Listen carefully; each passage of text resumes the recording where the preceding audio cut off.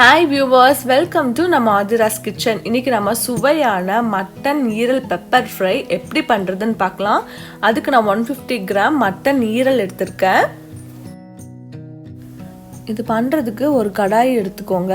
கடாயில 1/4 டீஸ்பூன் அளவு சோம்பு ஆட் பண்ணிக்கோங்க. 1/4 டீஸ்பூன் அளவு சீரகம் ஆட் பண்ணிக்கோங்க. இந்த ரெண்டையும் சேர்த்து கொஞ்ச நேரம் வறுத்துக்கோங்க. 1 நிமிஷத்துக்கு குறைவா வறுத்தா போதும். இது ஆறுனதுக்கு அப்புறமா இத பவுடர் பண்ணி வச்சுக்கோங்க. அதே கடாயில 2 டீஸ்பூன் ஆயில் ஆட் பண்ணிக்கோங்க. ஆயில் காஞ்சதுக்கு அப்புறமா ஒரு 1/4 டீஸ்பூன் சோம்பு ஆட் பண்ணிக்கோங்க. சோம்பு நல்லா பொரியட்டும். சோம்பு பொரிஞ்சதுக்கு அப்புறமா கொஞ்சமா கருவேப்பிலை ஆட் பண்ணிக்கோங்க.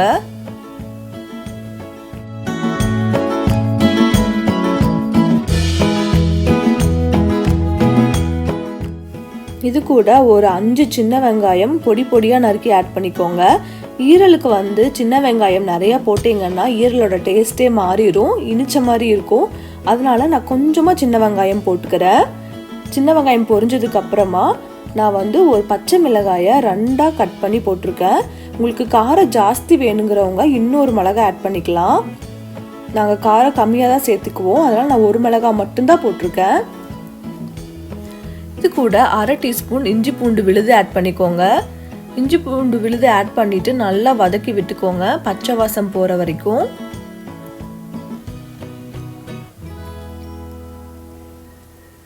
அடுத்தது நம்ம எடுத்து வச்சிருக்கிற ஆட்டு ஈரலை ஆட் பண்ணிக்கலாம். ஈரலை எண்ணெயிலேயே நல்லா வதக்கி விடுங்க. ஒரு 4லிருந்து 5 நிமிஷம் எண்ணெயிலேயே வதக்கி விட்டீங்கன்னா ஈரல் கொஞ்சம் நல்லா வெந்துடும்.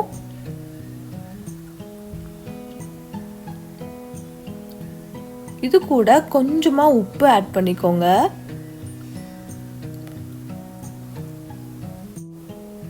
கால் டீஸ்பூன் மஞ்சள் தூள் ஆட் பண்ணிக்கோங்க.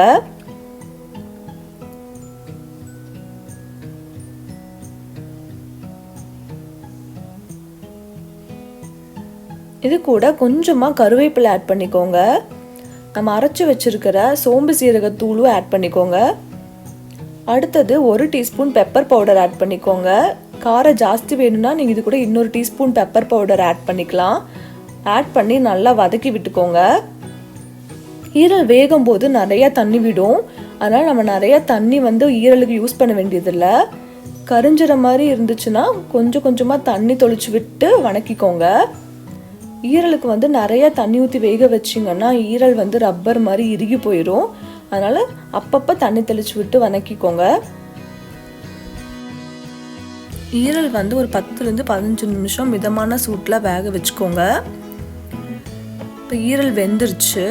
இது கூட நம்ம கொத்தமல்லி தழை தூவிக்கலாம். ஆட்டு ஈரல் உடலுக்கு ரொம்ப நல்லது. ரத்த சோகை இருக்கிறவங்க ஆட்டு ஈரல் சாப்பிட்டு வந்தீங்கன்னா ரத்த சோகை சரியாயிடும். இப்போ நம்மளோட சுவையான ஆட்டு ஈரல் மிளகு வறுவல் ரெடி ஆயிடுச்சு. இது சாதத்து கூடயும் நல்லா இருக்கும், பிரியாணி கூடயும் சைட் டிஷ்ஷாக வச்சு சாப்பிடலாம். காரசாரமாக சூப்பராக இருக்கும் சாப்பிட்றதுக்கு. எல்லாரும் சமைச்சு பாருங்க. அதுக்கு முன்னாடி எங்கள் சேனலை சப்ஸ்கிரைப் பண்ணுங்க, பெல் ஐக்கானையும் கிளிக் பண்ணுங்க. தேங்க்யூ.